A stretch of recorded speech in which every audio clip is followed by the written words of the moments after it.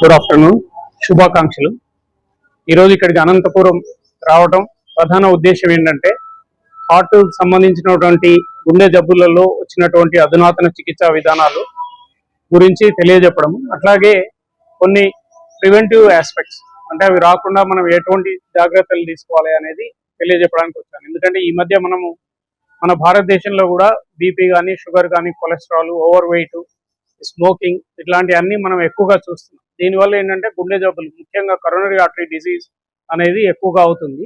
దానివల్ల కొంతమంది యుక్త వయసులోనే హఠాత్తుగా మరణానికి కూడా పాల్పడడం అనేది మనం కామన్గా చూస్తున్నాం.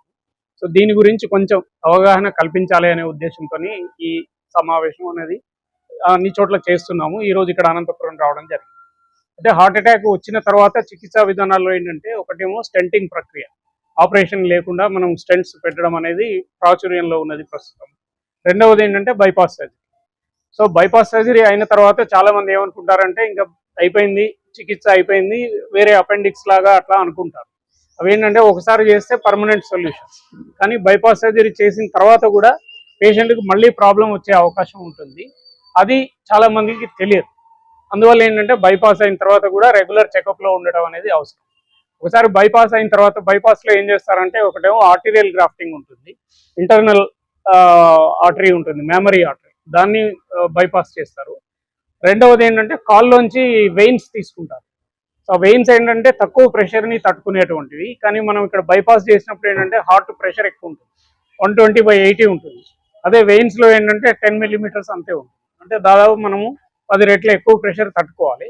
అందువల్ల ఏంటంటే వెయిన్స్లో కూడా బ్లాకేజెస్ డెవలప్ అవుతాయి. సో అది జనరల్గా ఏంటంటే 50% of the vein grafts 10 years లోపల మూసుకుపోయే అవకాశం ఉంటుంది, అందులో బ్లాక్స్ ఏర్పడతాయి. సో అందువల్ల ఏంటంటే ఈ బైపాస్ అయిన తర్వాత కూడా ఎవ్రీ 5 years కానీ 10 years కానీ సిటీ యాంజియో కానీ యాంజియోగ్రామ్ కానీ చేసుకోవడం అవసరం. అయితే ఆ తర్వాత ఏముందంటే అందులో బ్లాక్ ఏర్పడినప్పుడు ముందు తెలుసుకోకపోవడం వల్ల మళ్ళీ సెకండ్ టైం హార్ట్ అటాక్ అనేది రావచ్చు, 10 ఏళ్ళకి కానీ 15 ఏళ్ళకి కానీ. అట్లా వచ్చినప్పుడు ఆ వెయిన్ గ్రాఫ్ట్లో స్టెంట్ పెట్టడం అనేది ఒక చికిత్సా విధానం. ఎందుకంటే మళ్ళీ రెండోసారి బైపాస్ అనేది ఎక్కువ ప్రాబ్లం అవుతుంది. అందులో కొన్ని టెక్నిక్స్ ఉంటాయి ఆ బైపాస్ చేసిన వెయిన్లోంచి వెళ్ళడానికి. దానిలో ఏంటంటే మనం ఇక్కడ వీరికి తిమ్మన్న గారు అని చెప్పేసి నియర్లీ 66 years, వారికి 2008లో బైపాస్ అయింది. ఆ తర్వాత చెకప్లో ఉన్నారు కానీ ఈ యాంజియోగ్రాము ఇది చేసుకోలేదు. వారు అక్టోబర్లో మళ్ళీ హార్ట్ అటాక్ రావడం జరిగింది.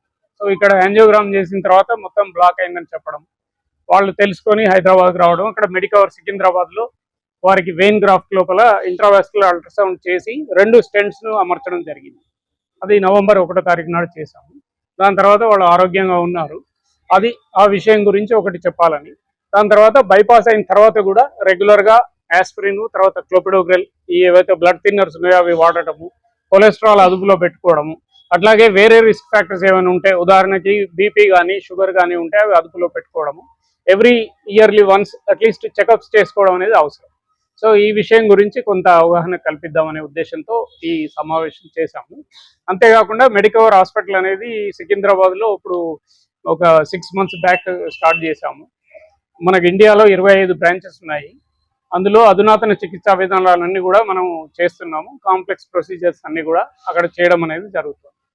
సో ఈ ఉద్దేశంతో ఈరోజు మనం మాట్లాడడం జరిగింది. వారు కూడా వారి అభిప్రాయాన్ని వారు మీతో పంచుకుంటారు. తర్వాత ఏదైనా ప్రశ్నలు ఉంటే వాటిని మనం డిస్కస్ చేస్తాం. 48 సంవత్సరాల ఏజ్లో హార్ట్ అటాక్ వచ్చింది. అప్పుడు ఇక్కడే ట్రీట్మెంట్ అంటే ఇక్కడే చూపించుకున్నాను. ఇనిషియల్గా చూపించుకుంటే కొద్దిగా మేజర్ ఉంది, ఫర్దర్గా చూపించుకోవాలంటే మళ్ళీ అపోలో హైదరాబాద్లో చూపించుకున్నాము. వాళ్ళు అక్కడ బైపాస్ చేశారు. నాకు 2008లో బైపాస్ చేసినారు. తర్వాత బైపాస్ చేసిన తర్వాత బాగానే ఉండింది. మెడిసిన్స్ కానీ, తర్వాత నార్మల్ ఎక్సర్సైజ్ అటువంటివి, నార్మల్ ఫుడ్ చేసుకుంటూనే ఉన్నాను. అయినా కానీ తర్వాత ఆల్మోస్ట్ 16-17 years తర్వాత మళ్ళీ నాకు ప్రాబ్లం వస్తే మళ్ళీ అంటే ఇక్కడ వీళ్ళ దగ్గరికి వీళ్ళ మేడం ఉంది, వారు శ్రీలక్ష్మి మేడం అని, వారి ద్వారా ఈ హాస్పిటల్కి పోవడం జరిగింది. లక్కీగా ఏమంటే నాకు మంచి సీనియర్ మోస్ట్ డాక్టర్ నాకు ట్రీట్మెంట్ చేయడానికి దొరికారు, సార్ ప్రమోద్ కుమార్ గారు. వారు మంచి సుమారుగా చెప్పారు, చూశారు. మొత్తం చూసిన తర్వాత అది ఆల్రెడీ బైపాస్ అయింది కాబట్టి దాంట్లో చేయడం అంటే మామూలు జూనియర్స్ చేసే అది కాదు, అది ప్రక్రియ కాదు, అది సీనియర్ మోస్ట్ చేయాల్సింది. అది సార్ చాలా బాగా ట్రీట్ చేశారు నన్ను. అది దాంట్లో 2 స్టంట్లు సుమారు ఆల్మోస్ట్ 2 ఇంచులు పొడవు, అది 2 కలిపి 2 ఇంచులు, ఆల్మోస్ట్ 2 ఇంచులు పొడవు. అది 2 కలిపితే అంత స్టంట్ వేశారు, అంత స్టంట్ వేసి చేశారు. తర్వాత వాళ్ళ హాస్పిటల్కి పోయినప్పుడు ముందు కానీ తర్వాత కానీ చాలా మంచి ట్రీట్మెంట్ ఇచ్చారు. మంచి వాళ్ళ స్టాఫ్ కానీ అంతా బాగా చూస్తున్నారు. తర్వాత నాకు ఏ విధమైన ఇబ్బంది లేకుండా హ్యాపీగా ఉంది. ఇక్కడ అనుకోండి తిమ్మన నా పేరు. సో ఇప్పుడు ఉన్న పద్ధతుల్లో ఏంటంటే ఎక్కువగా బైపాస్ సర్జరీ అవసరం లేకుండానే చాలా మటుకు స్టెంట్ ప్రక్రియ ద్వారా చేస్తున్నాము. ఆ స్టెంటింగ్ లో కూడా ఇప్పుడు కొత్తగా వచ్చినటువంటి డ్రగ్ కోటెడ్ స్టెంట్స్ ఉన్నాయి. వాటిలో ఇప్పుడు 4th generation drug coated stents ఉపయోగిస్తున్నాము. అంతేకాకుండా కరోనరీ ఇమేజింగ్ అనే ప్రక్రియ కూడా ఉంది. ఇందులో ఏంటంటే కరోనరీ ఆర్టరీ లోపలే ఒక కెమెరా పంపించేసి దానిలో ఆ నరం యొక్క వ్యాసం ఎంత ఉన్నది, దానిలో లెంత్ ఎంత వరకు దాని మేరకు కూడిక ఉంది, స్టెంట్ సైజ్ ఎంత, ఇట్లాంటి అన్ని తెలుసుకునే అవకాశం ఉంది. అంతేకాకుండా లేటెస్ట్ గా ఇప్పుడు ఓసిటీ అనేది వచ్చింది, ఐవాస్ అనేది ఉంది. ఓసిటీలో కూడా ఆర్టిఫిషియల్ ఇంటెలిజెన్స్ ఉపయోగిస్తూ మనం ఏదైతే కెమెరా పెట్టి రన్ తీసుకుంటామో ఆటోమేటిక్ గా దానిలోనే ఎడ్జ్ డిటెక్షన్ అయిపోతుంది. ఏ సైజు స్టెంట్ కరెక్ట్ గా వేయాలి, ఎంత లెంత్ వేయాలి అనేది కూడా మనకు వచ్చేస్తుంది. సో దానివల్ల ఏంటంటే correct size of stent, correct length వేయడం వల్ల ప్రాబ్లమ్స్ అనేవి తగ్గుతాయి. ప్రొసీజర్ చేసేటప్పుడు కూడా ప్రాబ్లమ్స్ రాకుండా మనం సులువుగా చేయొచ్చు, క్షేమంగా పేషెంట్కి చేయడం అనేది జరుగుతుంది. అంతేకాకుండా ఈ మధ్య ఏంటంటే ఎక్కువ వయసు ఉన్న వాళ్ళు కూడా చాలా మంది వస్తున్నారు. ఎందుకంటే ఇండియాలో ఏజ్ అనేది పెరిగిపోయింది. మన లైఫ్ ఎక్స్పెక్టెన్సీ పెరగడం వల్ల వాళ్ళు కూడా ఎక్కువ క్యాల్సిఫైడ్ డిసీజ్ ఉంటుంది. అంటే ఆ గుండె నరం పైన కాల్షియం డిపాజిట్స్ ఉంటాయి. ఒక్కొక్కసారి అవి లోపల కూడా చొచ్చుకొని వస్తాయి అన్నమాట. సో కాల్షియం ఉన్నప్పుడు ఏంటంటే అది ఒక స్టీల్ రింగ్ మాదిరిగా ఉంటుంది. సో దానిలో మనం స్టెంట్ కానీ బెలూన్ కానీ పెట్టినప్పుడు ఆ రింగ్ ఎక్స్పాండ్ అవ్వదు అనమాట. సో దాన్ని బ్రేక్ చేయడానికి కూడా మనకు కొన్ని పరికరాలు అవసరం. అయితే అన్ని హాస్పిటల్స్లో అవి అందుబాటులో ఉండవు. అట్లాగే ఆ చికిత్సా విధానంలో కూడా మనకు తగిన నైపుణ్యం అవసరం. సో అందులో ఉదాహరణకి రోటాబ్లేటర్ అని కానీ, లేకపోతే లేజర్ కానీ, తర్వాత ఇప్పుడు ఐవీఎల్ బెలూన్స్, ఇట్లాంటి కొన్ని పరికరాలు ఉంటాయి. అవన్నీ కూడా మనకు అందుబాటులో ఉన్నాయి. అవన్నీ చూసుకొని చేస్తే ఏంటంటే ప్రొసీజర్ చేసేటప్పుడు రిస్క్ అనేది ఉండదు. అది చాలా ఇంపార్టెంట్ అన్నమాట. దాని గురించి మనం స్టడీ చేసుకొని అవి నేర్చుకొని ఆ టెక్నిక్స్ చేయడం వల్ల బెనిఫిట్ అవుతుంది పేషెంట్కి. ఇవి రెగ్యులర్గా అయితేనే ఉంటాయి సార్ బైపాస్. లాస్ట్ 30 years నుంచి నేను ట్రైనింగ్లో ఉన్నాను. అమెరికాలో 3 ఏళ్ళు చేసి వచ్చాను. దానివల్ల ఏంటంటే ఇటువంటి కాంప్లెక్స్ ప్రొసీజర్స్ బాగా చేయడం అనేది జరుగుతుంది. అయితే అవన్నీ చేయాలంటే ఏంటంటే మనకు ఒక ప్లాట్ఫామ్ కావాలి. ఈ ఎక్విప్మెంట్ అన్నీ అందుబాటులో ఉండాలి.